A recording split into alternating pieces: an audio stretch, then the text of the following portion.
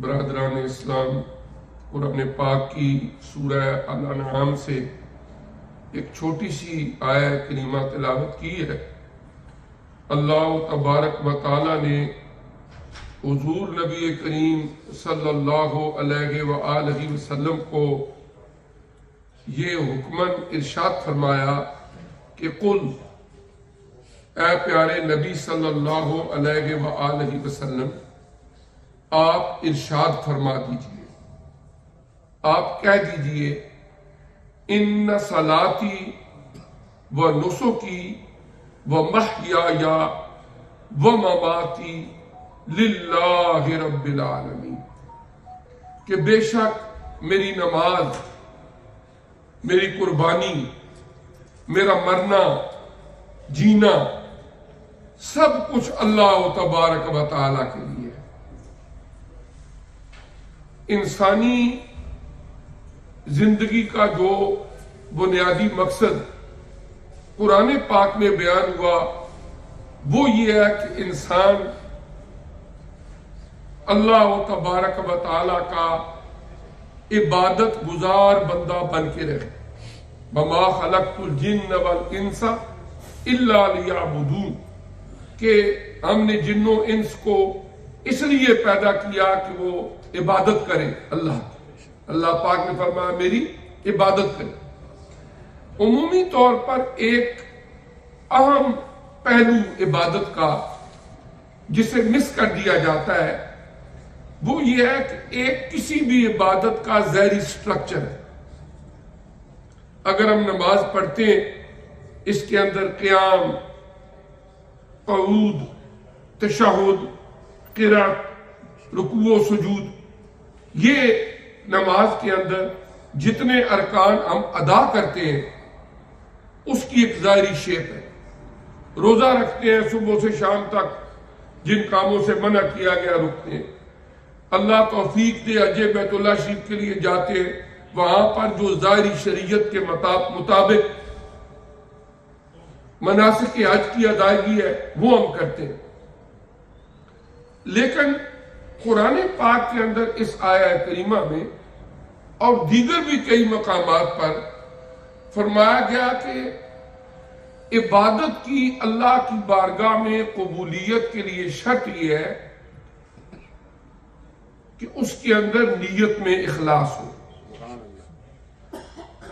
جب تک وہ عبادت اللہ کی رضا جوئی کے لیے، اللہ کی خوشنودی کے اصول کے لیے نہ کی جائے، عبادت کرتے وقت، صدقات و خیرات دیتے وقت اپنے دل و دماغ میں اس اللہ کی ذات کا تصور نہ ہو کہ میں اس کو خوش کرنے کے لیے کر رہا ہوں، اس وقت تک وہ ظاہری عبادت کا سارا عمل جو عبادت کا حق ادا کرنا ہے اس نہج تک نہیں پہنچ سکتا۔ اللہ کے پیارے نبی صلی اللہ علیہ وآلہ وسلم، انہیں اللہ فرما رہا ہے کہ تم کہہ دو میری نماز، میری قربانی، میرا زندہ رہنا، میرا دنیا سے چلا جانا، یہ سب اس اللہ کے لیے ہے جو مالک الملک ہے، بادشاہوں کا بادشاہ۔ قرآن پاک کے 17ویں پارے میں سورہ الحج ہے اور 17ویں پارے کی لاسٹ سورہ مبارکہ ہے، جہاں اللہ تعالیٰ نے حج کے مناسک کو بیان فرمایا۔ وہاں پر اللہ تبارک و تعالیٰ نے قربانی کا بھی ذکر کیا۔ ابھی ریسنٹلی عید الاضحیٰ گزری، دنیا بھر کے اندر اہل ایمان نے اس واجب کو ادا کیا، قربانی دی۔ اللہ تعالیٰ نے وہاں ایک اصول اور ضابطہ بیان فرمایا کہ تم جس وقت ایک جانور لیتے ہو، اس کے گلے پہ چھری پھیرتے ہو، ذبح کرتے ہو، اس کے بعد اس کا خون بھی بہتا ہے، اس کا گوشت بھی ہوتا ہے جس کو تم تقسیم کرتے ہو، یہ ساری چیزیں اپنی جگہ۔ فرمایا لن ینال اللہ لحومها ولا دماؤها، تمہارے ان جانوروں کا خون اور گوشت اللہ تک نہیں پہنچتا، وہ تو تم نے کھا پی لینا ہے، خون بہہ کے زمین کے اندر جذب ہو جانا ہے، گوشت تم نے تقسیم کر لینا ہے. لن ینال اللہ لحومها ولا دماؤها ولکن ینالہ التقوی منکم. اگر اللہ تعالیٰ کی ذات تک کوئی چیز پہنچنے والی ہے تو وہ تمہارے دلوں کی وہ کیفیت ہے جو اس عمل کی ادائیگی کے وقت تمہارے دلوں میں پنہاں تھی کہ تم کر کیوں رہے ہو. وہ تقوی، وہ للہیت، وہ خشیت، وہ پرہیزگاری جو اس وقت تمہاری نیتوں کے اندر تھی اللہ تک وہ پہنچتی ہے. اور سارے نظام عبادات کے اندر یہی اصول کار فرما ہے. مثلا قرآن پاک کی 30ویں پارے کی ایک سورہ مبارکہ اللہ پاک نے فرمایا اَرَأَيْتَ الَّذِي يُكَذِّبُ بِالدِّينِ. اب اسی سورہ مبارکہ کے اگلے حصے میں فرمایا وَيْلٌ لِّلْمُصَلِّينَ الَّذِينَ هُمْ عَنْ صَلَاتِهِمْ سَاهُونَ. ہلاکت ہے ان نمازیوں کے لیے. وَيْلٌ لِّلْمُصَلِّينَ الَّذِينَ هُمْ عَنْ صَلَاتِهِمْ سَاهُونَ الَّذِينَ هُمْ يُرَاءُونَ وَيَمْنَعُونَ الْمَاعُونَ. جو اپنی نمازوں میں کوتاہی بھی کرتے ہیں اور وہ دکھاوا کرتے ہیں صرف اس لیے کہ میں بظاہر لوگوں کے سامنے ایک نیک بندہ بنوں، پارسا بنوں، اپنے کپڑے، اپنی گفتگو، اپنا عبادت کا انداز ایسا ہو کہ لوگ مجھے یہ کہیں کہ بندہ بڑا.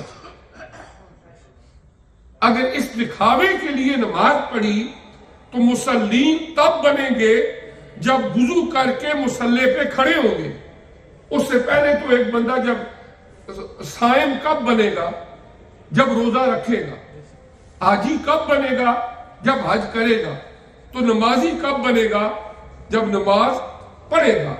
تو قرآن فرماتا ہے ہلاکت ہے ان نمازیوں کے لیے. اس کا مطلب کہ وہ نمازی بنے ہیں، انہوں نے وضو کر کے کپڑے پہن کے مصلی پہ کھڑے ہو کے اللہ اکبر کہہ کے وہ ساری نماز کی پریکٹس کی ہے، پھر اس نمازی بنے ہیں نا. اب اللہ فرماتا ہے ان کے لیے ہلاکت ہے وہ نمازی. وَيْلٌ لِّلْمُصَلِّينَ الَّذِينَ هُمْ عَنْ صَلَاتِهِمْ سَاهُونَ. جو ہے لاپرواہ، کھڑے تو ہو گئے، انہیں پتہ ہی کچھ نہیں ہو کیا رہا ہے. امام صاحب نماز پڑھا کے فارغ ہو جائیں، ان سے پوچھو کہ کون کون سی سورت پڑھی تھی، وہ تو مجھے پتہ نہیں ہے. کوئی ایک آئیڈیا، کوئی ہنٹ کہ کوئی پتہ ہو. اب مغرب کی نماز میں عموماً آخری صورتیں پڑھ لیتے ہیں تو عموماً بندوں کو پتہ ہی ہوتا ہے سورہ الفیل ہے، سورہ القریش، اس کو دھیان ہی ادھر نہ ہو اور بعد میں کہے نہیں آئی ڈونٹ نو. اب کیا ہے اس کا مطلب یہ ہوا اس کا دھیان کہیں اور تھا، نماز میں نہیں تھا، لاپرواہی تھی. اور پھر فرمایا وہ جو یراؤن دکھاوا کرتے ہیں. تو اس کے لیے یہ ہے کہ عبادات کا جتنا نظام اسلام نے ہمیں دیا اس کے اندر ایک جسم ہے، ایک روح ہے. مثلا ہماری یہ باڈی ہے نا، یہ اس وقت تک ہی کارآمد ہے جب تک اس کے اندر روح ہے. جس وقت فرشتہ آئے، حضرت اسرائیل علیہ السلام آئے، وجود سے روح کھینچ کے لے جائے، تو کسی ماں کا کتنا لاڈلا بیٹا کیوں نہ ہو، بیٹی کیوں نہ ہو، ماں باپ سے کسی اولاد کو کتنا ہی پیار کیوں نہ ہو، کوشش کرتے ہیں کہ جلدی سے جلدی دفن کریں. شریعت کا حکم بھی یہی ہے، اس میں ڈیلے نہ کریں، جلدی سے جلدی سپرد خاک کر دیں. اس کی وجہ باڈی تو موجود ہے لیکن روح نکل گئی. ایک پھول ہوتا ہے، پھول، اس کے اندر ایک خوشبو ہوتی ہے. وہی پھول جب مرجھا جاتا ہے، خوشبو ختم ہو جاتی ہے تو ہم سپردے بن کر دیتے ہیں. الفاظ ہوتے ہیں ایک ایسا ورڈ جس کے کسی ڈکشنری میں میننگ ہی کوئی نہ ہو تو کون اس کو یوز کرے گا؟ جب تک اس کا معنی ہے لفظ استعمال میں آئے گا، جب معنی ہی کوئی نہیں ہے، ایسے ہی دو چار حروف ابجد جوڑ کے الفابیٹس جوڑ کے کوئی بندہ ایک لفظ بنا لے، لیکن کسی ڈکشنری میں کوئی معنی نہ بنتا ہو تو کون استعمال کرے گا؟ چھوڑ دیں گے۔ اسی طرح ظاہری سٹرکچر کا وہ لفظ کا ہو، وہ ہماری باڈی کا ہو یا ایک پھول کا ہو، وہ اپنی جگہ ہے، لیکن پھول کی مہک ختم ہو گئی، الفاظ کا معنی ختم ہو گیا، وجود سے روح نکل گئی تو وہ بیکار ہو جاتے ہیں دنیا کی زندگی کے لیے۔ پھر ان کا مقام کیا ہوتا ہے؟ ان کو سپرد خاک کر دیا جاتا ہے۔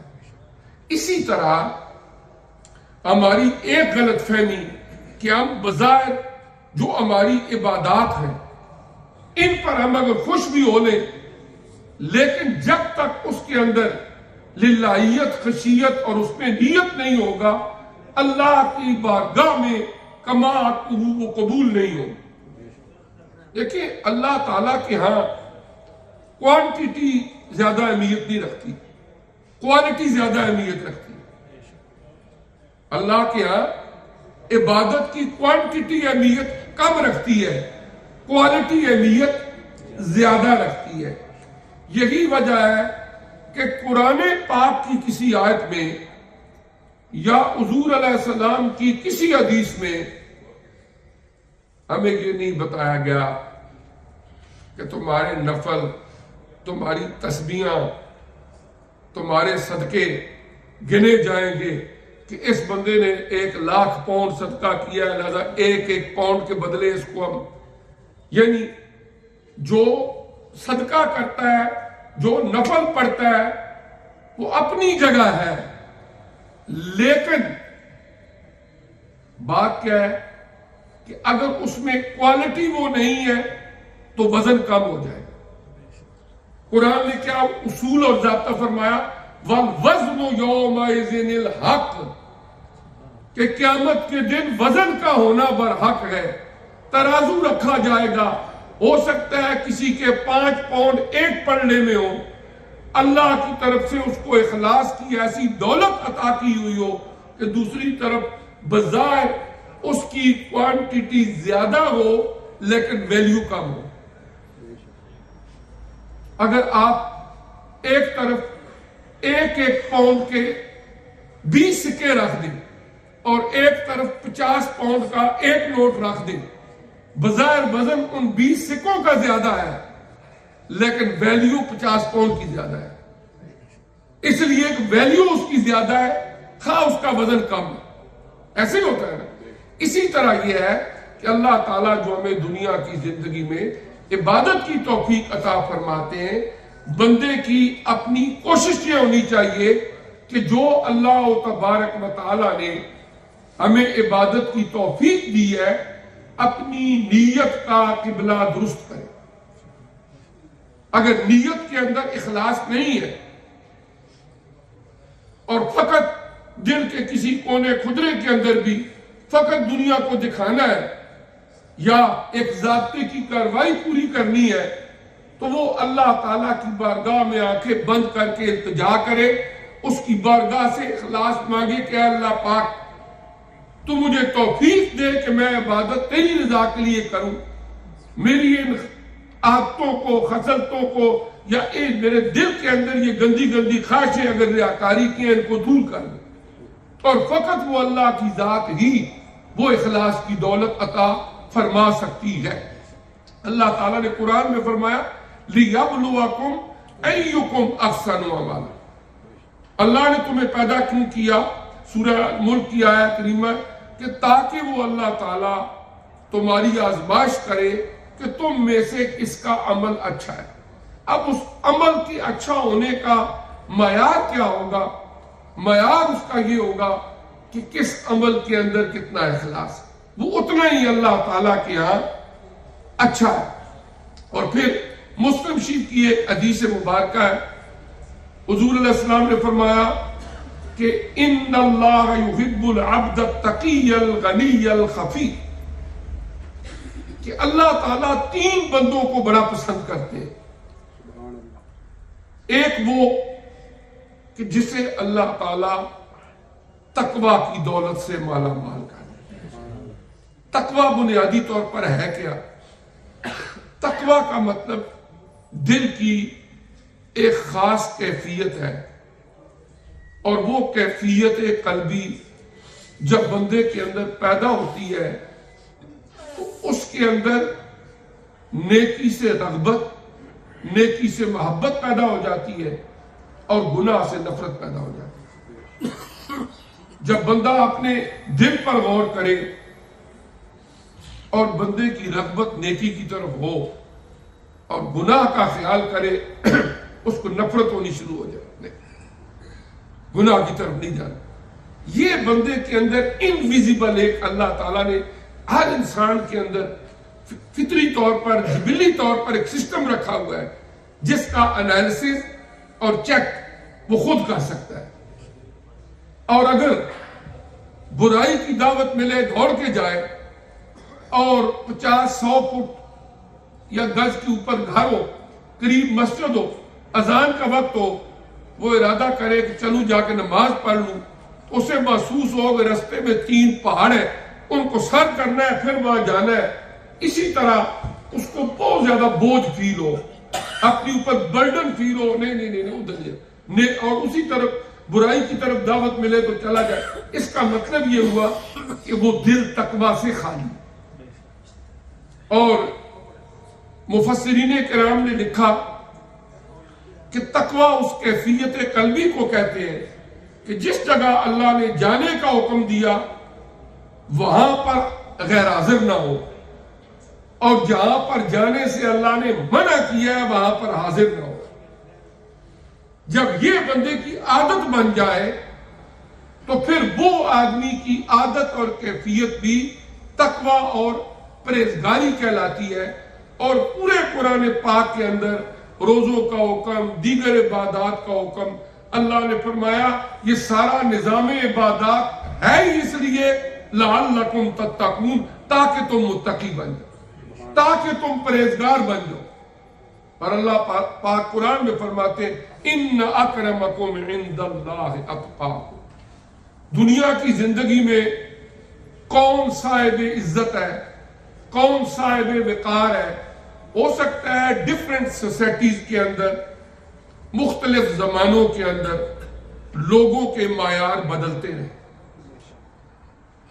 اپنے علاقے کے اندر، اپنے گاؤں کے اندر، اپنے شہر کے اندر ہم کس بندے کو کہتے ہیں یہ بندہ بڑا ریسپیکٹ فل ہے؟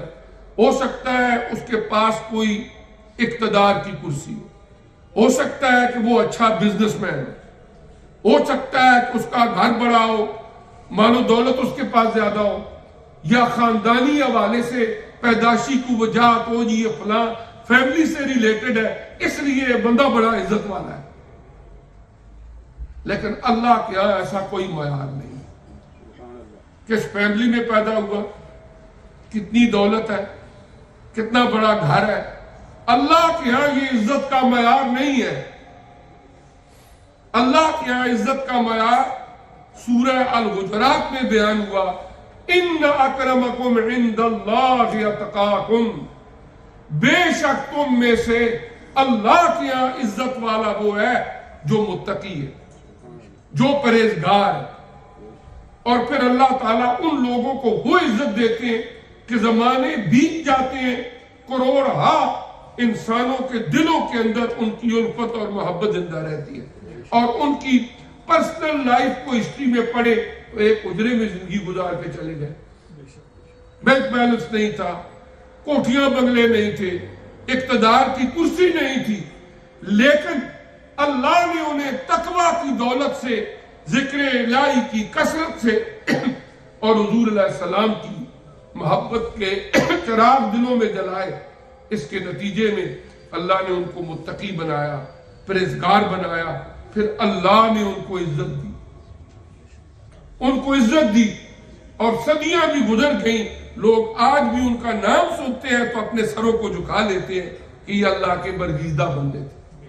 تو اس طرح کیا ہے کہ آقا علیہ السلام نے فرمایا ان اللہ یحب العبد التقی، ایک تو متقی بندہ، پھر فرمایا الغنی، کہ جو بندہ مخلوق سے مستغنی ہو جائے، کہ اپنی امیدیں اللہ سے وابستہ کر لے، دنیا کی زندگی میں جو اللہ نے صلاحیتیں دی ہیں ان کو بروئے کار لائے، نکمے نکھٹو بندے کا دین کے اندر بھی کوئی اچھی پہچان نہیں ہے۔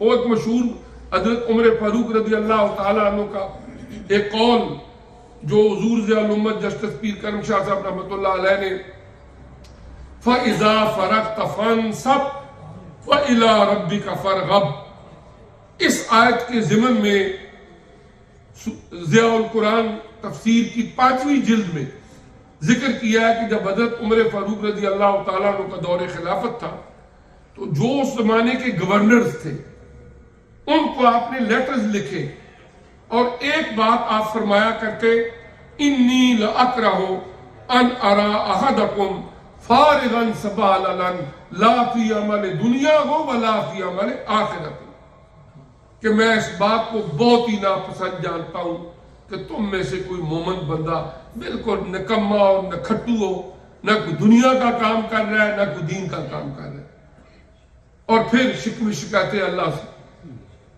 یعنی اللہ نے دنیا کی زندگی کا جو ایک معیار رکھا ہے، اللہ نے آپ کو ایک پیٹ دیا ہے کہ اس کو بھوک لگے تو کھانے کی، پیاس لگے تو پینے کی ضرورت ہے، لیکن اسی اللہ نے تمہیں ایک زرخیز دماغ بھی دیا ہے، 2 ہاتھ بھی دیے ہیں، 2 ٹانگیں بھی دی ہیں، کہ ان کو استعمال کر کے اپنے لیے وسائل رزق کو تلاش کرو۔ دنیا کے حوالے سے بھی جو بندہ بالکل نکما ہو یا دین کے حوالے سے بھی کوئی کام نہ کر رہا ہو، حضرت عمر رضی اللہ تعالیٰ فرماتے تھے میرے نزدیک وہ بندہ بہت مکروہ ہے اور ناپسندیدہ ہے۔ تو اللہ یہ بات بھی نہیں ہے کہ بندہ کچھ کرے ہی نہ تو جی بس اللہ تعالیٰ کی ذات پر مجھے امید ہے۔ وہ ایک مشہور بات آپ نے سنی ہوگی کہ ایک صحابی نماز پڑھنے کے لیے آئے، اونٹ تھا باہر، وہ چھوڑ آئے، اور نماز میں بار بار ان کو خیال آئے کہ اونٹ کی بھاگ نہ جائے کہ آگے پیچھے نہ ہو جائے۔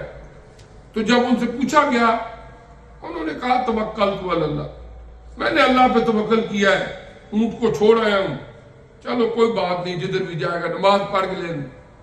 تو حضور علیہ السلام نے فرمایا اعقلھا ثم توکل علی اللہ، پہلے اس کے گوڈے کو باندھو پھر اللہ پر توکل کرو۔ پہلے اونٹ کے گوڈے کے اوپر، یا میں ضمناً ایک بات کہوں کہ جب آپ سعودی عرب جاتے ہیں یا ویڈیوز دیکھتے ہیں، عرب لوگ جو ہے سرخ سا رومال اور اس کے اوپر ایک کڑا سا رکھا ہوتا ہے جس کو عربی میں کہتے ہیں اقال، بلیک سا سر پہ رکھتے ہیں۔ اس کی ہسٹری یہ ہے کہ عربوں کے اندر اونٹ رکھنے کا رواج تھا، جس طرح ہمارے دیہاتوں کے اندر لوگ گھاس کاٹنے کے لیے جاتے ہیں نا تو دراتی لے کے جاتے ہیں، تو رستے میں ہاتھ میں پکڑنے کی بجائے اس کو کندھے پہ لٹکا دیتے۔ یہ ایسے ہی کوئی چیز ہے، اس کو چادر ہے جس میں گھاس باندھ کے آنا ہے، اس کو رستے میں کندھے پہ رکھ لینا ہے۔ یہ اپنے اپنے علاقے کا کلچر ہوتا ہے۔ عرب لوگ کیا کرتے، اونٹ پہ جاتے، رستے میں کہیں اونٹ کو کھڑا کرنا پڑتا، اب کھڑا کریں تو خطرہ یہ ہے کہ اونٹ کی بھاگ نہ جائے، تو اونٹ کا یہ جو گھٹنا ہوتا ہے اس کے سائز کا ایک ایسا کڑا سا بنا ہوتا تھا، وہ یہاں لگا دیتے جب اونٹ بیٹھ جاتا۔ اب اونٹ اٹھنے کی کوشش کرے وہ اس کی ٹانگ ہلتی نہیں، وہ وہیں بیٹھا رہتا ہے تا وقت ہے کہ مالک آ کے وہ اتارے نا۔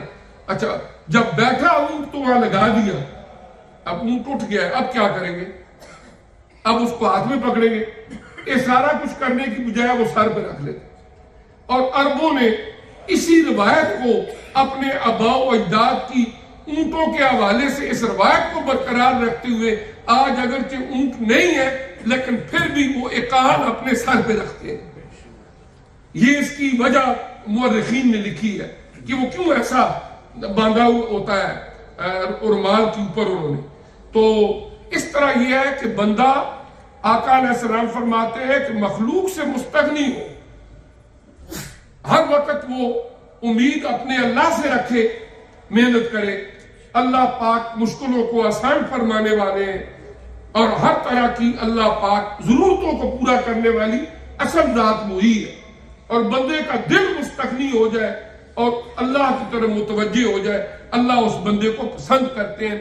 پھر فرمایا الخفی، وہ بندہ جو اپنے معاملات کو مخفی رکھنے والا، اپنی عبادات کو اور اپنے معاملات کو خفیہ رکھنے والا ہے، ان کی تشہیر نہیں کرتا، لوگوں کو نہیں بتاتا.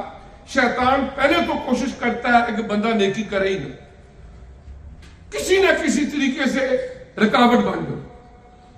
لیکن بندہ ہمت کر کے کر ہی دے تو پھر اس شیطان کو وسوسے پڑتے رہتے، اب میں اس کا عمل ضائع کیسے کروں. پھر وہ بندہ کسی نہ کسی ہیلے بہانے سے مجلس میں بیٹھا ہے، وہ جی بس اللہ نے توفیق دی ہے، رات کو اٹھا ہوں، 8 نفل تہجد کے پڑھے ہیں، ذکر کیا ہے، فلاں کیا ہے. یعنی کسی نہ کسی ہیلے بہانے سے بندہ اس کی تشہیر کرے کہ میں نے عبادت کر تو لی ہے، اب ان کو کیا پتا ہے میں نے رات کو کیا کیا ہے. تو کچھ لوگوں کے ایسے واقعات جب سنتے ہیں کہ وہ جی بندہ رات کو یہ کرتا ہے وہ کرتا ہے، سوال یہ ہے رات کو اٹھ کے انہیں تنہائی میں کیا ہوگا، ان لوگوں کو کیسے پتا چل گیا کہ وہ یہ کرتا ہے.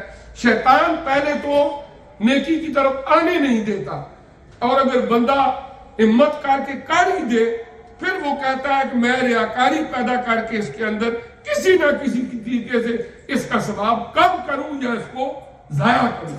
اس طرح اللہ تعالیٰ نے جو قرآن میں فرمایا قُلْ إِنَّ صَلَاتِي وَنُسُكِي وَمَحْيَايَ وَمَمَاتِي لِلَّهِ رَبِّ الْعَالَمِينَ سورہ الانعام میں آقا علیہ السلام کو فرمایا آپ کہہ دیجئے کہ میری نماز، میری قربانی، میری زندگی، میری موت صرف اللہ رب العالمین کے لیے.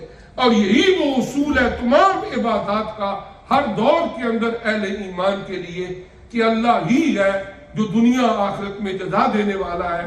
بندے کسی نہ کسی طرح سے ہر جگہ تمہارے لیے تنقید کے پہلو نکال ہی لیں گے.